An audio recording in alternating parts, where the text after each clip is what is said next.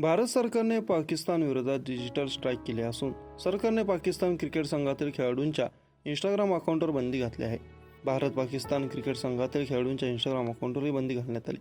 या खेळाडूंच्या यादीत बाबर आझम आणि मोहम्मद रिजवान यांची नावे आहेत. भारत सरकारच्या विनंतीवरून इंस्टाग्रामची मूळ कंपनी मेटाने भारतातील पाकिस्तानी खेळाडूंच्या इंस्टाग्राम अकाउंटवर बंदी घातली. या यादीत बाबर आझम, मोहम्मद रिजवान, शाहीन आफ्रिदी, मोहम्मद आमिर, नसीम शाह, हॅरी प्रॉप आणि इमाम उल हक यांची नावं आहेत. अशातच आता सोशल मीडियावर बाबर आझमच्या नावाखाली एक पोस्ट व्हायरल होते.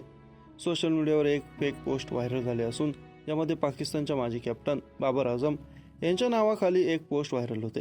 यामध्ये तो पाकिस्तानी सैन्याला जबाबदार धरताना दिसतोय. जे काही घडत आहे ते पाकिस्तानी सैन्याने चालवलेल्या घाणेरड्या राजकारणाचे परिणाम आहेत, असं देखील या व्हायरल फेक पोस्टमध्ये म्हटलं आहे. बाबर आझमने अशी कोणतीही पोस्ट केली नसल्याचं फॅक्ट चेकमध्ये समोर आलं आहे. एक क्रिकेटपटू म्हणून मला नेहमी भारतात खेळायला आवडते आणि मी ते माझे दुसरे घर मानतो.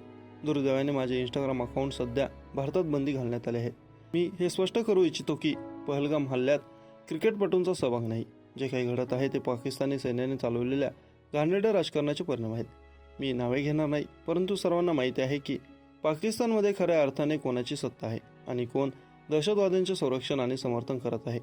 पाकिस्तानी सैन्याला तुमच्या कृतीमुळे निष्पाप पाकिस्तानी नागरिकांना त्रास होत आहे. दहशतवादाला पाठिंबा देणे थांबवा.